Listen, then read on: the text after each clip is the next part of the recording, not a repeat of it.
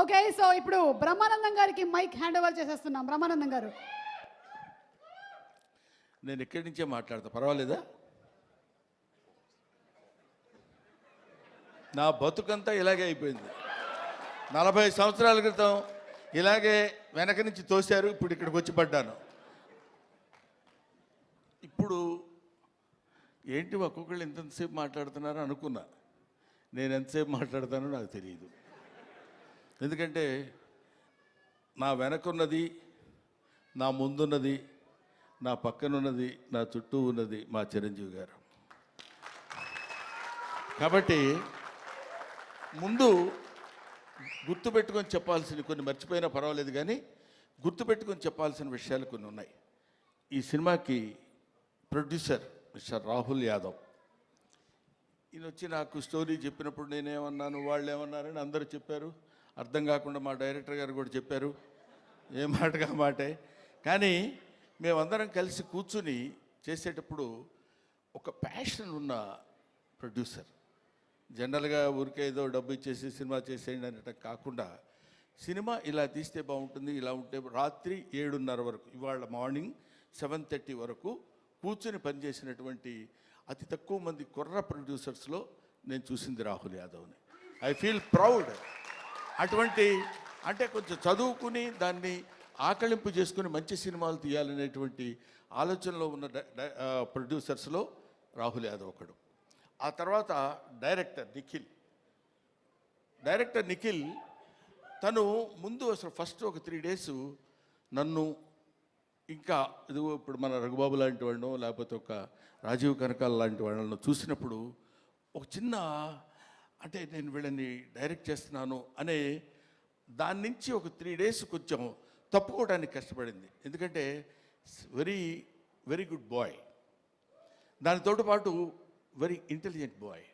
లేకపోతే ఇంత కథ ఈ రకంగా రాయగలిగినటువంటి కెపాసిటీ సామాన్యంగా ఉండొచ్చు.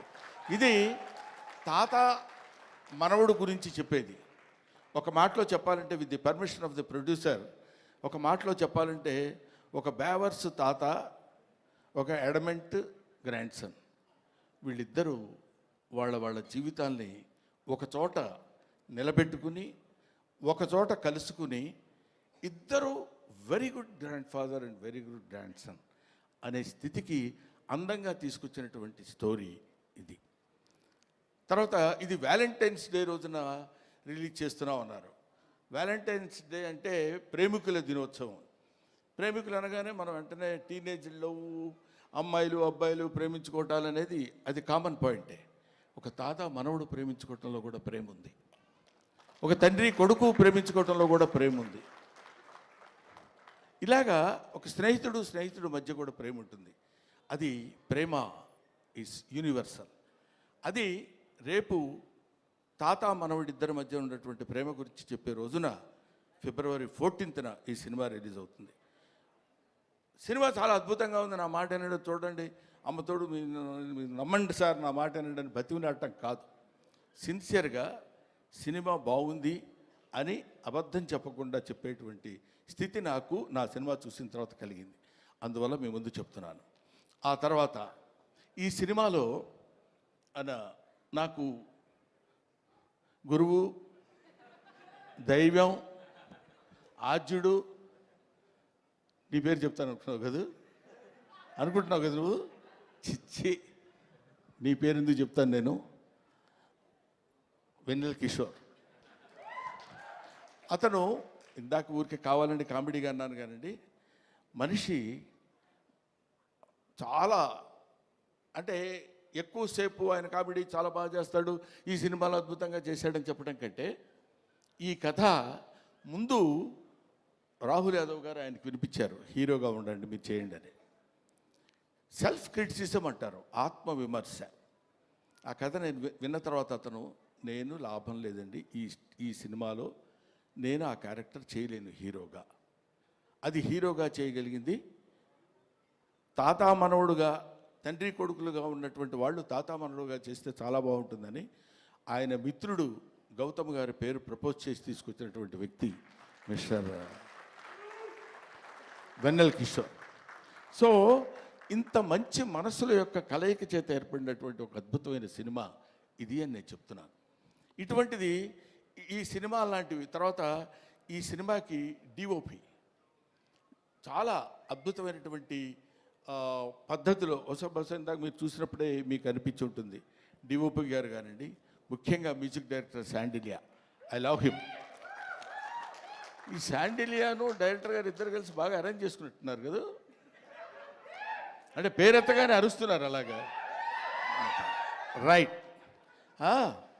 శాండిలియా ఎవరో నాకు పరిచయం చేస్తూ, సుమ అనుకుంటా, సుమ నాకు పరిచయం చేస్తూ ఒకసారి అదే మొన్న ఏదో ఇంటర్వ్యూలో శాండిలియా గారు ఎవరి దగ్గరండి కీబోర్డ్ ప్లేయర్గా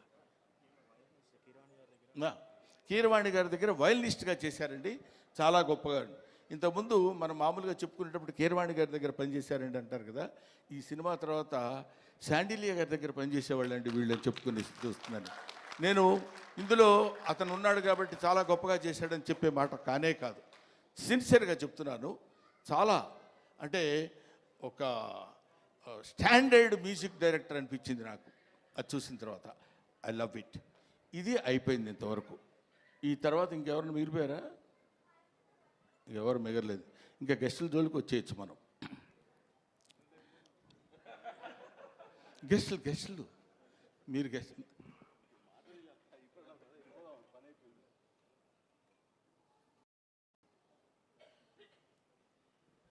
అది ఇప్పుడు అనిల్ రావిపూడి మా అబ్బాయి చెప్పాడు ఇందాక, ఈవీవి సత్యనారాయణ గారు ప్లస్ జంజాల గారు ప్లస్ ఎస్వి కృష్ణారెడ్డి గారు ప్లస్ రేలంగి నరసింహారావు గారు వీళ్ళందరినీ ఒక మిక్సీలో వేసి గిర్రుని తిప్పితే అనిల్ రావిపూడి. వీళ్ళలో ఎక్కడ ఏది ఎంతవరకు వాడాలో అంత అద్భుతమైనటువంటి కామెడీని ఈ రోజుల్లో పండించి తనకంటూ ఒక ప్రత్యేకమైన స్థానాన్ని తెచ్చి this is the power of comedy అని ప్రూవ్ చేసినటువంటి director today, that is Anil Ravipudi. This is the power of comedy అని ఊరికే నేనేదో సౌండ్ పెంచి మాట్లాడుతున్నానని కాదు, 300 crores కలెక్ట్ చేసినటువంటి సినిమా తీసినటువంటి వ్యక్తి. సో అటువంటి అనిల్ రావిపూడి ఆయన డౌన్ టు ఎర్త్, పిలవగానే అలాగే గురుగారు డెఫినెట్గా వస్తాను అని చెప్పొచ్చారు. ఆ తర్వాత మనందరం తెలుసుకోవాల్సినటువంటి వ్యక్తి, మనకి ఆదర్శప్రాయమైనటువంటి మనిషి అని అనొచ్చు, అనటానికి పెద్ద ఏమీ ఇబ్బంది పడాల్సిన అవసరం లేదు. నాగ అశ్విని గారు, ఆయన కల్కి సినిమా డైరెక్టర్.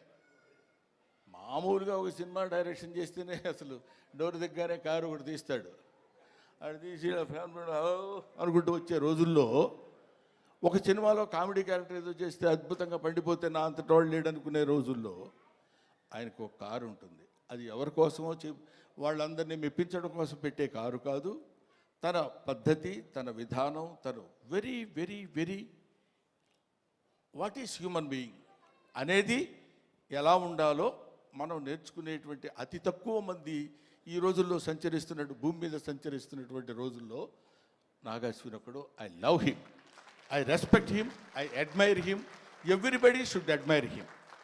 ఇవాళ మనం మాట్లాడుకుంటూ చెప్పే విషయం అయిపోయారు. రఘుబాబు అనుకుంటున్నాడు నా గురించి చెప్పడేంటి, వాడు మన సుధాకర్, కమెడియన్ సుధాకర్ కొడుకున్నాడు అక్కడ బెన్నేని. వీళ్ళందరూ కొంతమంది ఉన్నారు. ఆడపిల్లల విషయం కన్ఫ్యూజ్ అవుతాను పేర్లు, మీరు మాట్లాడితే తాత తాత అంటున్నారు. నాకు చాలా సంతోషంగా ఉందండి. ఎంత సంతోషంగా ఉంది తాత అంటే. అసలు మరీ ఈ అమ్మాయి అయితే రావడం తాత అనుకుంటూ వస్తుంది సెట్లోకి. అంత మరీ వినపడేట్టు అరవక్కర్లేదులేమ్మా, తాత అనే క్యారెక్టర్ తెలుసు కదా, దానికి ఎందుకు దాని గురించి అని. సరే, ఆడపిల్లలు వాళ్ళ మేరకు అందరి చేత అద్భుతంగా నటింపజేయించినటువంటి దర్శకుడికి, వాళ్ళకి అవకాశాన్ని కల్పించినటువంటి ప్రొడ్యూసర్ గారికి అందరికీ నా హృదయపూర్వకమైన నమస్కారాలు తెలియజేసుకుంటూ, ఎవరినైనా మర్చిపోయి ఉంటే క్షమించండి, లేకపోతే లేదు, అది మీ ఇష్టం, నేను దానికి ఏం చెప్పలేను.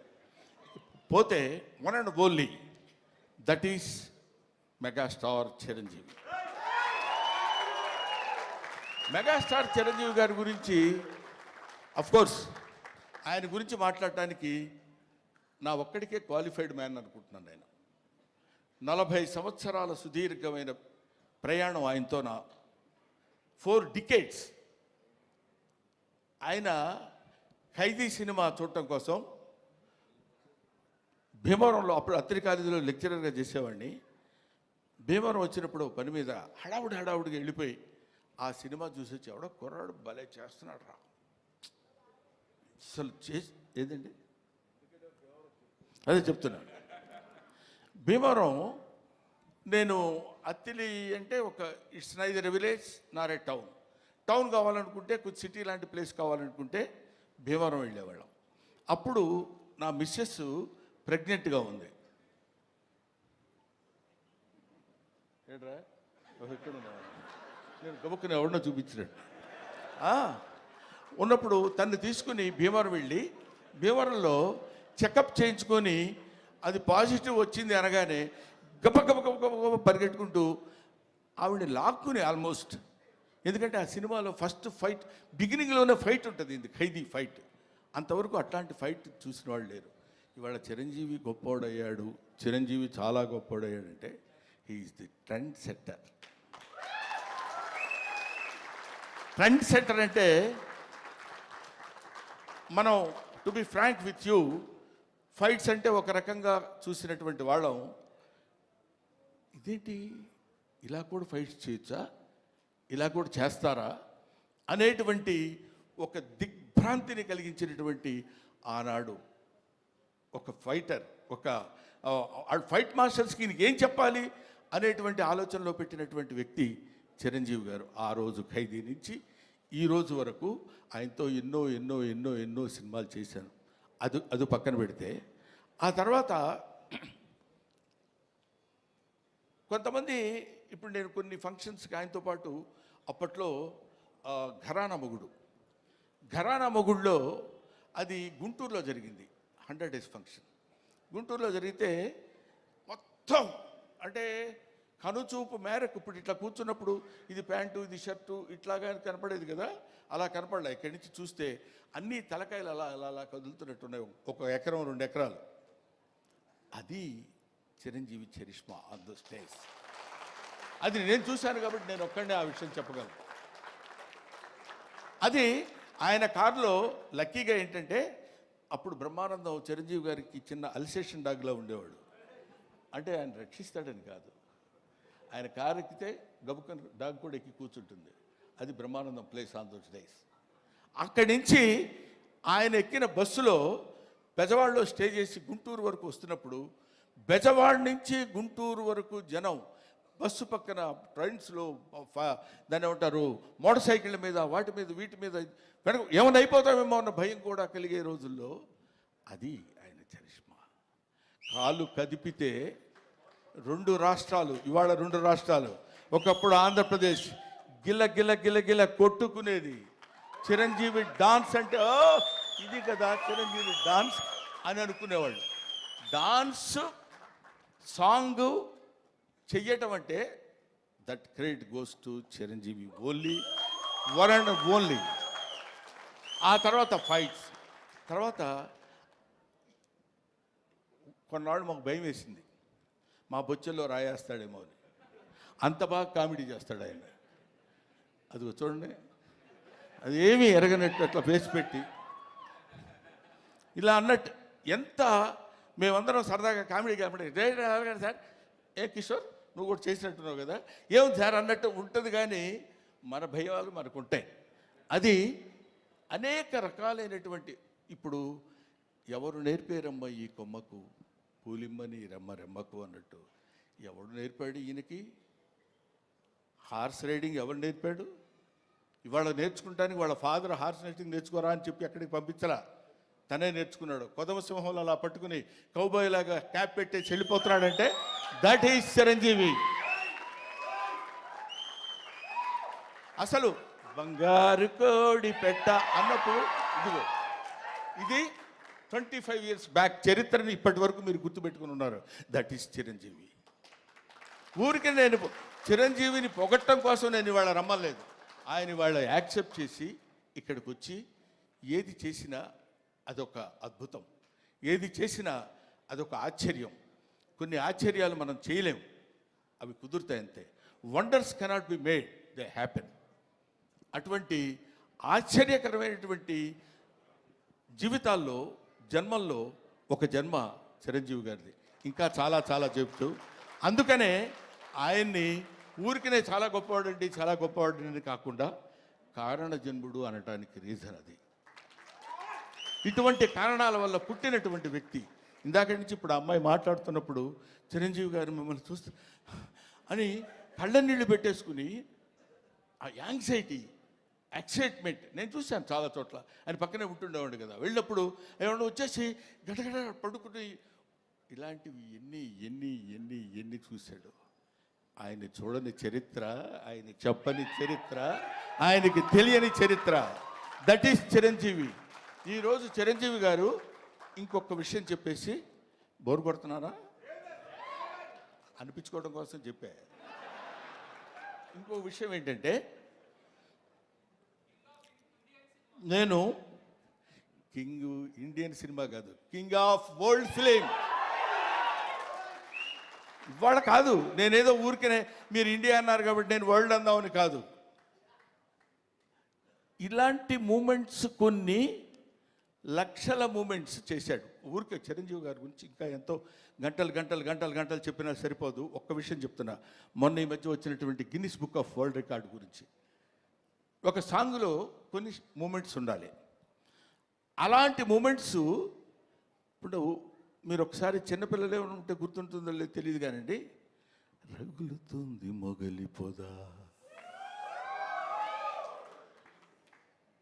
ఆ పాటలో బా ఏంటిది బాడీయా లేకపోతే ఏదన్నా ఒక రబ్బర్ ఇదే అనేటువంటి స్థితిలో ఆ సాంగులో ఉన్న మూమెంట్స్ మాత్రమే మనం చూసి కౌంట్ చేసుకోగలిగాం.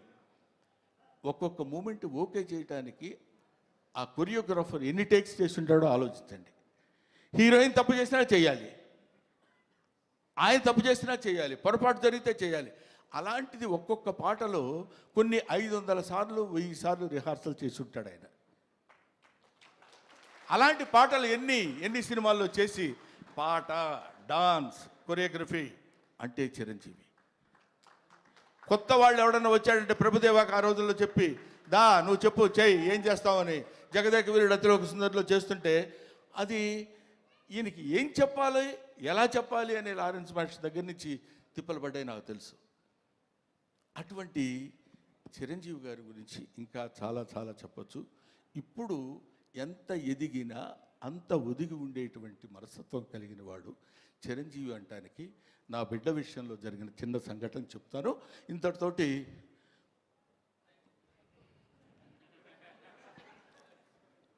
నేను ఈ సినిమాకి చీఫ్ గెస్ట్గా ఆయన్ని పిలుద్దాం అనుకుంటే సరే ప్రతిసారి మనకు తెలుసు కదా ఆయన గురుగారు మన ఇంట్లో అంటే వస్తాడు ఆయన. వీడి ప్రతిదానికి ఎక్కడ ఏదైనా రండి అంటాడేంటి అని అనుకుంటారేమో అనే ఆలోచనతో కొంచెం తటపటాయించా. నాకు నా తమ్ముడు ఉన్నాడు ఎదురుగా, రాజా రవీంద్ర. అతనితో చెప్పా ఇట్లా, మీరు ఎందుకు సార్ అలా అనుకుంటారు, ఆయన అలా అనుకోడు సార్ అన్నారు. అయినా నాకు కొంచెం చాలక ఎవరినన్నా పిలుద్దామా, ఎలాగన్నా ఎవరన్నా వస్తే బాగుంటుంది కదా అనుకుంటే ఈ విషయం తను చిరంజీవి గారికి చెప్పాడు. ఏమండి బ్రహ్మానందం అనే సినిమా వాళ్ళ అబ్బాయితో తీశాడు, యాక్ట్ చేశాడు, మిమ్మల్ని చీఫ్ గెస్ట్గా పిలవాలనుకున్నాడు. కానీ గురువుగారిని మరీ మనం ఎక్కి తొక్కేసినట్టు బాగుండదురా, ప్రతి చోటికి 9వ తారీఖు 5వ ఫంక్షన్ ఉంది, 10వ తారీఖు అయితే మళ్ళీ 11వ తారీఖు ఫంక్షన్ అంటే కొంచెం ఇబ్బందిగా ఉంటుందని అన్నాడంటే ఆ ఫోన్ ఇలాగి అని తన దగ్గర ఫోన్ తీసుకుని సడన్గా చూస్తే ఈయన ఫోను, బ్రహ్మం రా చాలా కాలం అయింది మాట్లాడి, నన్ను పిలవడానికి ఎందుకంత మొహాటపడ్డావు? లేదు నేను ఇటు సైడ్ నుంచి అంటే మాట ఇంకా అక్కడి నుంచి వాయిసే ఒకటి, దానిలో చేసిన తప్పు ఇంకోటి, ఈ రెండు కలిపి లేదు. గౌతమ్ నీకు బిడ్డ, నాకు బిడ్డ లాంటి వాడేరా, నువ్వేమి ఆలోచించొద్దు, నువ్వు ఎక్కడో టైము రాజా రవీంద్రకి చెప్పు, నేను వస్తున్నాను, you just note it down, that is Chiranjeevi. ఆ చిరంజీవి అంతెత్తు ఒక విశ్వనట వ్యాప్తంగా వచ్చినటువంటి, విశ్వమంతా విహరించినటువంటి ఒక అద్భుతమైన వృక్షం కింద మనకి కల్పవృక్షం కింద కనపడ్డ. కల్పవృక్షం అనే పదం ఎందుకు వాడాను, పిచ్చి పిచ్చిగా ఆయన పొగట్టం కోసం మాట్లాడే మాట కాదు. ఎంతమంది వెళ్ళి చేయి జాబడిగితే ఉత్త చేతులతో పంపించిన వాడు కాదు చిరంజీవి, అది తెలుసు. అవన్నీ పక్కన పెడితే ఎవడు బాధ అంటే, ఆయన పాపం బోళా శంకరుడు అని నేనంటే ఒకసారి తిట్టాడు, నన్ను మామూలుగా తిట్టలేదు, ఏం బోళా అంటే అన్నారు. ₹1,00,000 వెళ్ళి అయ్యా కొంచెం దానం చేయండి అన్నారు అనుకో, అరే వీడు నన్ను మోసం చేయడానికి 1,00,000 అడుగుతున్నాడు రా, వీడికి 50 ఇచ్చి పంపిస్తాను. కానీ వాడికి తెలుసు వాడికి కావాల్సింది 50. అంటే ఇచ్చేటువంటి గుణం అలా ఉందంటానికి, ఇంత మనం చూస్తున్నటువంటి చిరంజీవి ఇంత గొప్పవాడు, ఇంత గొప్పవాడు, ఇంత గొప్పవాడని మనం అనుకుంటానికి, అంత విస్తరించినటువంటి ఆ చెట్టు ఎన్ని దశాబ్దాలుగా భూమితో పోరాడి పోరాడి పోరాడి తను భూమి నిండా విస్తరించుకుని పోయి, అది మనకి కనపడదు. ఆయన పడినటువంటి శ్రమ మనకి కనపడదు. ఆయన భూమిలో విస్తరించడానికి తన వేళని ఎలా అయితే లోపలికి పంపించుకున్నాడో మనకు తెలియదు. పైకి కనిపించినటువంటి ఒక అద్భుతమైన వృక్షం మాత్రమే కనిపిస్తుంది. అటువంటి మన 2 రాష్ట్రాలకి, మన భారతదేశానికి, లేకపోతే మన ఇంకొక ఇట్లాగా హద్దులు ఉన్నటువంటి వ్యక్తి కాదు చిరంజీవి. హద్దులు లేనటువంటి అమితమైనటువంటి మహనీయుడు చిరంజీవి. ఆయన వచ్చి ఆ రోజు నన్ను ఎట్లా అయితే చెయ్యి పట్టుకుని, మొట్టమొదటిసారి నేను విమానం ఎక్కింది ఆయన తీసుకెళ్ళినప్పుడే, నాకు తెలియదు అంతవరకు. చెయ్యి పట్టుకుని ఫ్లైట్ ఎక్కించి తీసుకొచ్చారు. ఇవాళ నా బిడ్డని చేయి పట్టుకుని ఇప్పుడు ఈ విమానం ఎక్కిస్తున్నారు. Thank you very much, thanks a lot. Thank you Brahmanandam garu. And పళ్ళ సెట్ ఊడి